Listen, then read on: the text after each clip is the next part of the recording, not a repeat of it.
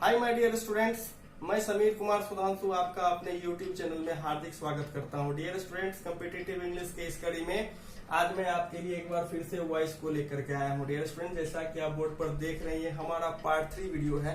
Dear students, उम्मीद करता हूं कि आपको वॉइस के पार्ट 1 और पार्ट 2 जो है वो काफी पसंद आए होंगे। अब तक आपके जितने भी वॉइस से रिलेटेड बेसिक डाउट्स होंगे वो क्लियर हो गए होंगे। डियर स्टूडेंट्स, पार्ट 2 वीडियो में हम लोगों ने सीखा था कि सिंपल प्रेजेंट टेंस के सेंटेंस को पैसिव में कैसे बदला जाता है, और आज हम लोग जो सीखने जा रहे हैं वो सिंपल पास्ट टेंस को सीखने जा रहे हैं। डियर स्टूडेंट्स, वीडियो को प्रारंभ करने से पहले मैं आपको बताना चाहता हूं कि अगर आप मेरे चैनल पर नए हैं तो निश्चित रूप से मेरे चैनल को सब्सक्राइब कर लें, बेल बटन को भी प्रेस कर दें ताकि मेरी जितनी भी वीडियो है उसका नोटिफिकेशन आप तक पहुंच सके। डियर स्टूडेंट्स, थोड़ा सा हम लोग यहाँ पर एक कंफ्यूजन के बारे में चर्चा करेंगे। वो कंफ्यूजन क्या है कि होता क्या है कि जब आप पैसिव वॉइस में सेंटेंस को बदलते हैं ना, तो वो जो अवधारणा है वहां पे कंफ्यूजन क्रिएट होने की संभावना रहती है। तो जैसा कि सिंपल प्रेजेंट टेंस के सेंटेंस को हम लोगों ने पैसिव में बदलने के लिए सीखा है, वहीं से ये कंफ्यूजन क्रिएट होता है। तो सिंपल पास्ट टेंस को तो आज सीखेंगे ही सीखेंगे। सबसे पहले हम लोग उन कंफ्यूजन्स को यहाँ पर दूर कर लेते हैं जो कि किसी भी कॉम्पिटिटिव एग्जामिनेशंस में लड़के को कंफ्यूज कर देता है, या कह लीजिए तो उसके अंग्रेजी ज्ञान को कम करने के लिए काफी होता है। ये स्टूडेंट्स, सिंपल प्रेजेंट टेंस में एक्टिव वॉइस का जो स्ट्रक्चर होता है आपको ध्यान में होगा, वो होता है कि सब्जेक्ट प्लस V1 या V5 प्लस आपका ऑब्जेक्ट। और पैसिव में हम लोग कैसे बदलते हैं, तो ऑब्जेक्ट को भाई सब्जेक्ट बना देते हैं, ठीक है। उसके बाद एक ऑक्सिलरी वर्ब लेते हैं। मैंने पिछली वीडियो में बताया था कि आगे वाले टेंस से हम लोग ऑक्सिलरी वर्ब उठाते हैं। आई मीन टू से कि यहाँ पे अगर सिंपल प्रेजेंट टेंस है तो उसका ऑक्सिलरी वर्ब हम लोग कहाँ से लेंगे, प्रेजेंट कंटिन्यूअस से लेंगे। यानी कि प्रेजेंट कंटिन्यूअस का ऑक्सिलरी वर्ब क्या होता है, इज होता है, एम होता है, आपका आर होता है, ठीक है। और उसके बाद हम लोग V3 लेते हैं, वॉइस में हमेशा V3 ही लेते हैं। और फिर क्या करते हैं कि बाय प्लस एजेंट का प्रयोग करते हैं। एजेंट ये ऑब्जेक्ट होता है, और ये ऑब्जेक्ट क्या होता है, तो एक्टिव वॉइस का जो सब्जेक्ट होता है ना, वो यहाँ पे आपका ऑब्जेक्ट बन जाता है। डियर स्टूडेंट्स, अब यहाँ पे क्या समस्या होती है ना कि हम लोग बचपन से क्या देखते आते हैं कि सब्जेक्ट के बाद अगर इज एम आर रहता है ना, तो हम लोगों को टेंस की बातें बचपन से ही ध्यान में रह जाती है, और हम लोग यहाँ पे तुरंत V4 को सोच लेते हैं। तो अब है कि यहाँ पे संभावना क्या सब हो सकती है इज एम आर के बारे में, ये संभावना को जानना बहुत जरूरी है। अगर आपको इन संभावनाओं के बारे में, पॉसिबिलिटीज के बारे में जानकारी नहीं होगी तो आप बहुत कंफ्यूज कर सकते हैं, ठीक है। मैं इसी कंफ्यूजन के बारे में आज आपसे बात करने जा रहा हूं, और ये काफी इंपॉर्टेंट है। तो डियर स्टूडेंट्स, यहाँ पे मैं आपको ये बताना चाहता हूं कि ये तो आपने जो भी देखा कि subject plus auxiliary verb plus V3 plus by plus agent जो हमने लिखा, ये इसका जो है पैसिव वॉइस का ये स्ट्रक्चर होता है, ठीक है। अब यहाँ पे सबसे पहले आप ये समझिए कि ये जो सेंटेंस अगर लिखा हुआ होगा तो इसको कौन सा टेंस कहेंगे, ठीक है। यानी कि एज फॉर एग्जाम्पल आप देख लीजिए, सपोज करिए कि मैंने लिखा कि राम हेल्प्स यू। अब यहां पर देखिए कि राम जो है यह सब्जेक्ट है इस सेंटेंस का, और यह सब्जेक्ट है, और सब्जेक्ट के बारे में मैंने आपको बताया है कि सब्जेक्ट अगर आपका डूअर होता है तो वो आपका सेंटेंस क्या होता है भाई, एक्टिव वॉइस में होता है। अब इसको हम लोग पैसिव में बदल लेते हैं, तो पैसिव में बदलेंगे तो यू को सब्जेक्ट बना लेते हैं, लिखेंगे यू, और उसके अकॉर्डिंग ऑक्सिलरी वर्ब आर ले लेंगे और लिखेंगे कि helped by Ram. Dear students, सवाल ये उठता है कि you are helped by Ram जो हम लिखते हैं, ये कौन सा टेंस होता है। बच्चों में ये अवधारणा नहीं विकसित हो पाती है। अगर किसी जगह आप जाते हैं और कोई आपसे ऐसा सवाल पूछ देता है कि you are helped by Ram जो सेंटेंस है ये किस टेंस में हुआ, तो वहां पे आपको जो है डाउट होने लगता है। क्यों होने लगता है, तो इस तरह की बात आप किसी किताब में नहीं देखते हैं, नॉर्मली टीचर्स भी इसकी चर्चा नहीं करते हैं, ठीक है। तो हमारा उद्देश्य है कि आप एक एक चीज को सीखिए, एक एक बारीकी को ध्यान दीजिए। माय डियर स्टूडेंट्स, जब ये मेरा active voice simple present tense में है, देख लो भाई हेल्प के रूप में V5 लगा हुआ है, और जब इसको हम पेसिव में बदल लेते हैं तो ये जो सेंटेंस बनता है you are helped by Ram, ये सेंटेंस भी आपका सिंपल प्रेजेंट टेंस ही होता है। पहला कंफ्यूजन लड़कों में यही होता है, ठीक है। अब अगर आपसे कोई पूछेगा कि you are helped by Ram जो है वो कौन सा टेंस हुआ, तो आप बेझिझक रूप से कहेंगे कि वो भी सिंपल प्रेजेंट टेंस हुआ। इसी प्रकार अगर आप कहते हैं कि a mango is eaten by Mona, तो वो सेंटेंस भी आपका किस टेंस का है, वो सिंपल प्रेजेंट टेंस का ही है। ये डायरेक्ट आपका जो जुड़ा हुआ है वो एक्टिव वॉइस से जुड़ा हुआ होता है। तो लड़कों में पहला कंफ्यूजन जो है इस सेंटेंस के टेंस से रिलेटेड होता है, और ये अगर कोई पूछ दे तो आपको समस्या होने लगती है, क्योंकि इस तरह की बातें किताबों में नहीं लिखी होती है, ठीक है। अब दूसरा कंफ्यूजन क्या होता है, जरा सा उसको भी हम लोग डिस्कस कर लेते हैं, ताकि इसको समाप्त करके हम लोग अपने जो है आज के विषय पर चले जाएं। ये स्टूडेंट्स, यहाँ पर तो आपने देखा कि हेल्प के रूप में जो है वर्ब का तीसरा फॉर्म लिया गया है। तो अब तक आप जो देख रहे होंगे वो क्या देख रहे होंगे, हम आपको बताते हैं कि बचपन से हम लोग जो है जब यह देखते हैं कि सब्जेक्ट लिखा हुआ है और उसके साथ ऑक्सिलरी वर्ब के रूप में आपका इज, एम, आर लिखा हुआ है, तो दिमाग हम लोगों का तुरंत क्या सोच लेता है कि यहाँ पे क्या आएगा। अब तो इज, एम, आर के बाद हमारा वर्ब का चौथा फॉर्म आता है। यहाँ ऑब्जेक्ट रह भी सकता है, ऑब्जेक्ट नहीं भी रह सकता है, ये तुरंत सोच लेता है। तो यहाँ पे आप देखिए कि यहाँ पे आर है, यहाँ पर भी आर है, यहाँ V4 आ रहा है, यहाँ पे V3 आ रहा है। ये लड़कों में ज्यादा कंफ्यूजन क्रिएट करता है। तो यहाँ पे समझने की बात है कि सब्जेक्ट के बाद इज, एम, आर और V4 जब रहता है तो ये आपका क्या होता है भाई, तो टेंस होता है। इसको आपने कहाँ पढ़ा है, तो टेंस में अगर बात कर लीजिए तो आपने इसको प्रेजेंट कंटिन्यूअस में पढ़ा होगा, ठीक है। अब क्या है कि प्रेजेंट कंटिन्यूअस में जब हम इसे पढ़ते हैं ना, तो होता क्या है कि यहाँ पे तो हमने सिंपल प्रेजेंट टेंस को पेसिव में बदला, तो यहाँ पे आर आ गया, और वहां पे हमने बचपन से उसको प्रेजेंट कंटिन्यूअस में पढ़ा है, तो वहां पे जो ही आर आ रहा है। तो ये कंफ्यूजन जो है इसको रिमूव करना है। मेरे कहने का मतलब है कि जब तक आपको ये जानकारी नहीं होगी कि इज, एम, आर के बाद क्या सब आ सकता है, आपको इस तरह के डाउट्स बने रहेंगे। तो इसी को रिमूव करना है।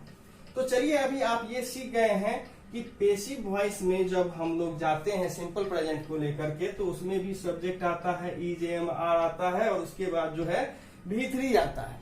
यहाँ तक तो आप सीख गए हैं। तो यहाँ पे अगर हम V3 लिख दें तो कोई आपको तकलीफ नहीं होनी चाहिए।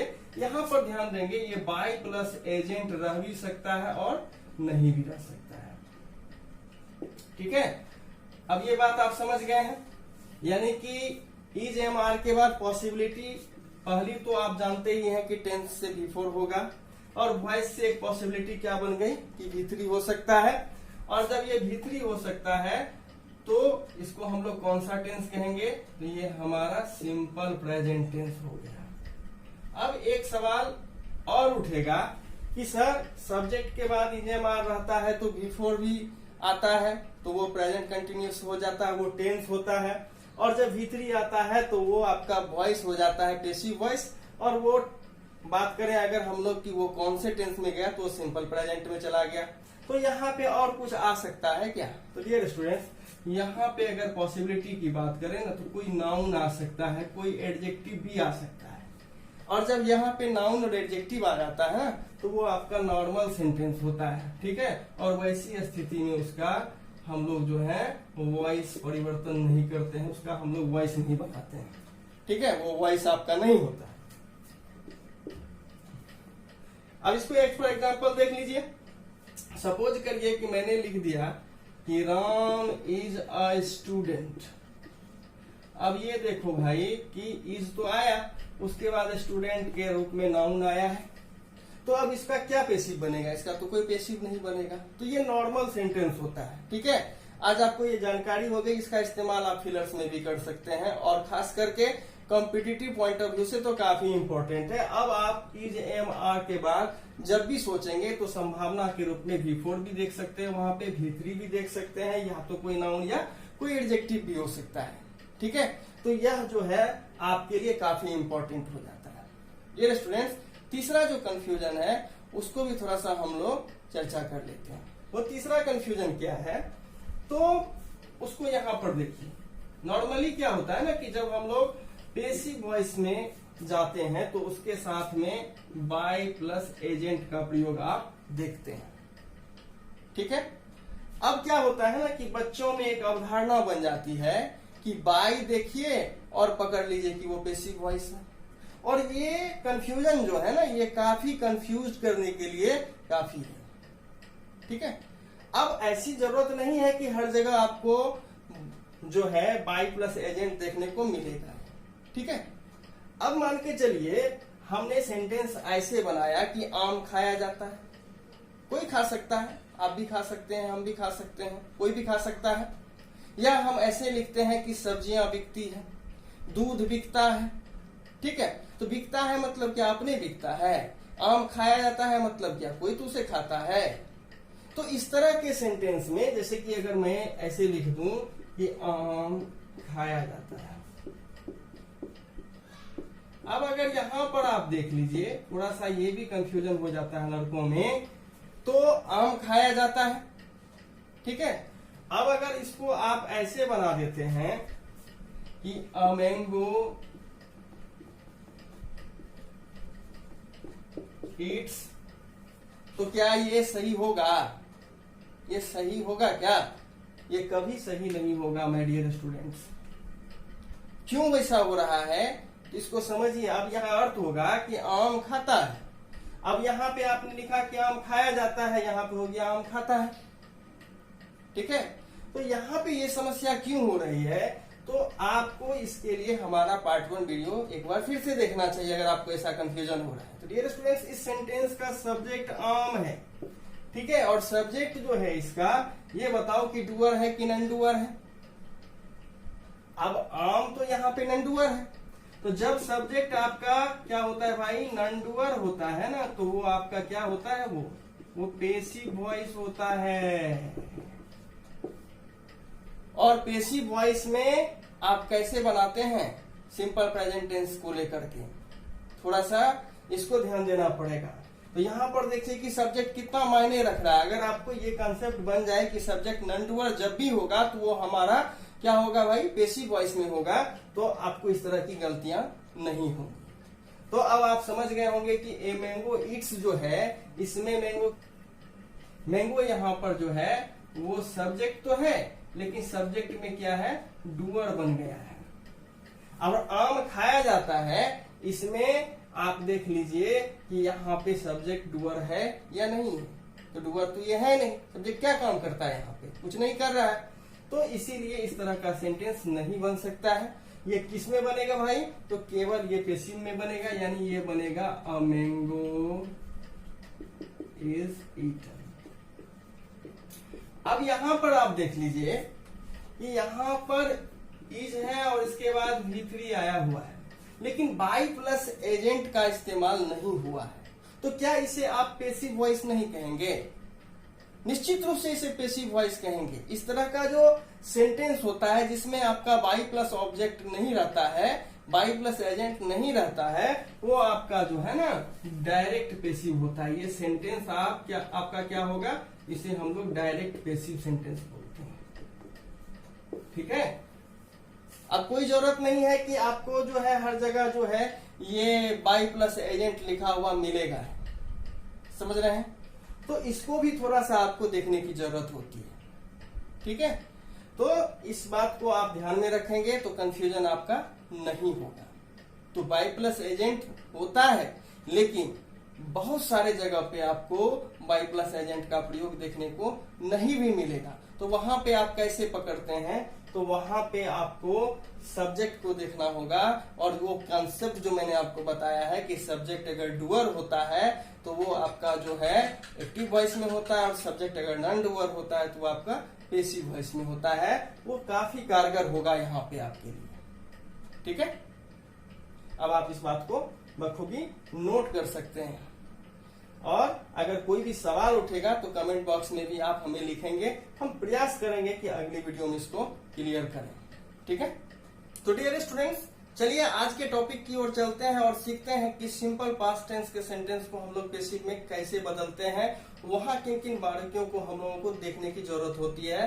तो चलिए हम लोग अब सिंपल पास्ट टेंस को शुरू करते हैं। डियर स्टूडेंट्स, जब सिंपल पास्ट टेंस की बात आती है तो उम्मीद करता हूं कि आपको इसका स्ट्रक्चर ध्यान में होगा।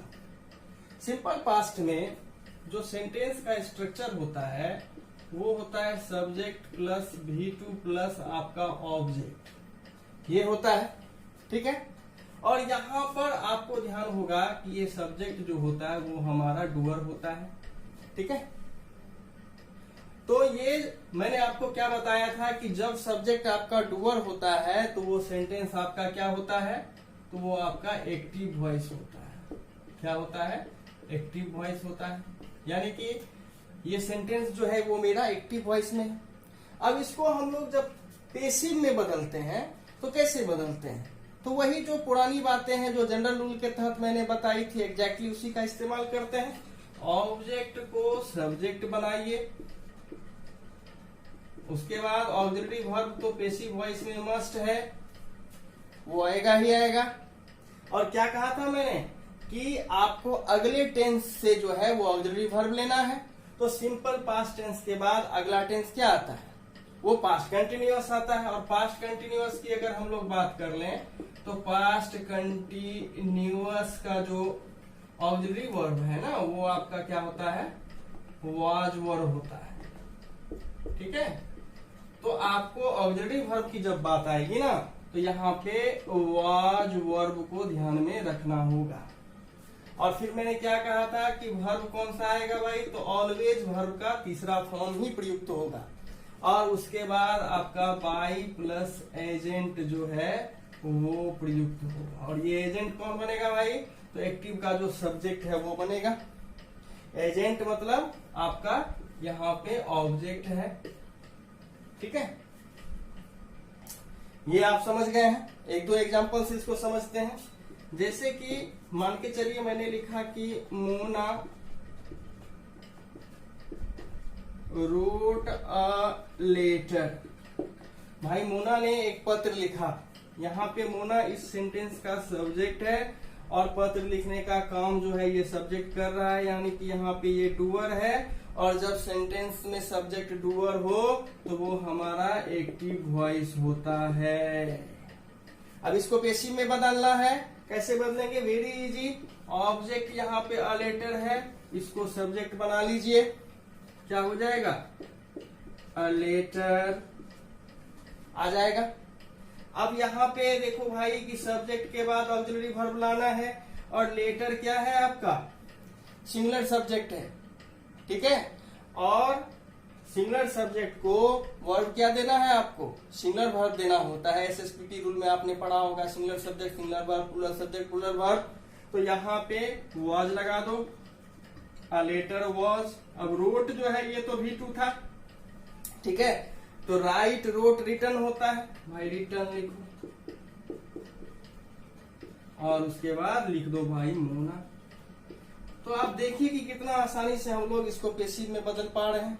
और पेसिव के स्ट्रक्चर में क्या होता है भाई, तो यहाँ पे ऑलवेज V3 आता है। ठीक है, और ये सेंटेंस आपका अब पेसिव वॉइस में चला गया। तो इस तरह से आप इसको जो है कभी भी पेसिव में बदल सकते हैं, कोई समस्या नहीं होगी इसको बदलने में। एक और उदाहरण से अगर आप देखना चाहते हैं तो देख सकते हैं। चलिए एक और उदाहरण ले लेते हैं। जैसे कि मैंने लिखा ही टाउट मी। यहां पर देखिए कि ही जो है ये सब्जेक्ट है और सब्जेक्ट में भी ये कौन चीज है यहाँ पे भाई, तो डूअर है, पढ़ाने का काम कर रहा है, यानी कि ये सेंटेंस मेरा एक्टिव वॉइस। ठीक है, अब टाउट के रूप में देखो भाई V2 का इस्तेमाल हुआ, यानी ये सिंपल पास्ट टेंस है। इसको बदलना है हमको पेसिव में, कैसे बदलेंगे, ऑब्जेक्ट को सब्जेक्ट बनाओ, आई, ऑक्सिलरी वर्ब चुनिए तो आई के साथ आप वॉज लेते हैं, वॉज। फिर V3 लेना है आपको टीच टाउट टाउट, तो यहाँ पे आप टाउट लिख दीजिए और बाय हिम लगा दीजिए, बन गया पैसिव। तो डियर स्टूडेंट्स, एक्टिव से पैसिव में बदलना जो है वो बेहद आसान है। थोड़ी सी बारीकी रखने पर इसमें आपसे गलती होगी ही नहीं। डियर स्टूडेंट्स, यहाँ पे थोड़ा सा हम लोग जो बात करेंगे नेगेटिव सेंटेंस की भी बात करेंगे, क्योंकि ये जो स्ट्रक्चर है हमारा subject plus V2 plus object, ये सेंटेंस जो है ये हमारा अफर्मेटिव सेंटेंस है, ठीक है, सकारात्मक कथन जिसको बोलते हैं। लेकिन इसमें आपको नेगेटिव सेंटेंस भी तो आ सकता है। तो नेगेटिव सेंटेंस के बारे में भी हम लोग यहाँ पे थोड़ा सा चर्चा कर लेते हैं कि अगर यहाँ पे नेगेटिव सेंटेंस है तो वो पैसिव में कैसे बदलेगा, ठीक है। तो डियर स्टूडेंट्स, इसमें कुछ नहीं है। तो नेगेटिव स्ट्रक्चर क्या होता है भाई सिंपल पास्ट टेंस में, तो उसमें सब्जेक्ट रहता है, उसके बाद आपका डिड नॉट रह सकता है, या कह लीजिए तो डिडंट रह सकता है, ठीक है। उसके बाद आपका V1 प्लस ऑब्जेक्ट रहता है, ठीक है। और जब पैसिव में इसको हम लोग बदलेंगे तो इसमें कोई कठिनाई नहीं है, बस पुराने वाले रूल से चलना होता है। अब क्या चलना होता है, तो ऑब्जेक्ट को भाई सब्जेक्ट बना लीजिए, उसके बाद ऑक्सिलरी वर्ब ले लीजिए। तो मैंने क्या कहा था कि सिंपल पास्ट टेंस रहेगा तो अगले टेंस से उठाओ भाई, यानी पास्ट कंटिन्यूअस से उठाओ। पास्ट कंटिन्यूअस का वर्ब क्या होता है भाई, तो वो वाज वर्ब होता है। क्या होता है, वाज वर्ब होता है। अब नॉट लगा दीजिए यहाँ पे, चूंकि नेगेटिव सेंटेंस है। और V3 तो हमेशा आएगा, वर्ब का कौन सा फॉर्म आता है पैसिव में, तो ऑलवेज V3 फॉर्म आता है, ठीक है। और उसके बाद आप जो है बाय प्लस आप अपना एजेंट लगा लो, ठीक है। अब चलिए एक उदाहरण ले लेते हैं हम लोग इसको समझने के लिए। सपोज कि यहाँ पे सेंटेंस हम बना देते हैं कि Vidya did not help you. Suppose करिए कि ऐसा मैंने लिख दिया, ठीक है। अब इसको पैसिव में बदलना है, कैसे बदलेंगे हम लोग, तो ऑब्जेक्ट यहाँ पे यू है, इसको सब्जेक्ट बना लीजिए, ठीक है। तो क्या लिखेंगे, यू। अब ऑक्सिलरी वर्ब लेना है तो यू के अकॉर्डिंग क्या लेना पड़ेगा, तो यहाँ पे हम लोग वर्ड ले लेते हैं, क्योंकि यू जो है वो हमेशा प्लूरल वर्ब लेता है और वर्ड आपका प्लूरल है, यू वर। और उसके बाद क्या लेना है, नॉट, तो नॉट लगा दिए। अब V3 लेना है, यहाँ पर देखो हेल्प का V3 क्या होगा, तो हेल्प्ड बाय विद्या। देखिए आपका ये सेंटेंस पैसिव में बदल गया। तो इस प्रकार आज आप जो है affirmative sentence simple past tense के जो है उसको पैसिव में बदलने के लिए सीख गए हैं। अगर नेगेटिव सेंटेंस की बात करें तो वो भी आप सीख गए हैं, ठीक है। ये स्टूडेंट्स, मुझे लगता है कि अब आपको इसमें कोई समस्या नहीं होनी चाहिए, लेकिन थोड़ा सा यहाँ पर फिर से एक बार जो है कुछ कंफ्यूजन क्रिएट हो सकता है। जो कंफ्यूजन मैंने आपको शुरू में डिस्कस किया था वीडियो के, उसी टाइप का कंफ्यूजन यहाँ भी आपका क्रिएट हो सकता है, ठीक है। वो क्या हो सकता है उसको भी थोड़ा सा हम लोग देख लेते हैं। वो ये कंफ्यूजन होता है कि जब हम लोग सब्जेक्ट देखते हैं और उसके बाद ऑक्सिलरी वर्ब वाज या वर देखते हैं ना, तो इसके तुरंत बाद हम लोगों का दिमाग बिफोर को सोच लेता है, ठीक है। क्योंकि इस तरह का सेंटेंस हम लोगों को याद रहता है, was going, she was doing, he was laughing, इस तरह का याद रहता है। तो यहाँ पे आपका बिफोर जब आता है ना, तो यहाँ पे ये क्या होता है भाई, ये आपका पास्ट कंटिन्यूअस टेंस रहता है, ठीक है। ये आपका पास्ट कंटिन्यूअस टेंस रहता है, इसको थोड़ा ध्यान में रखना होगा।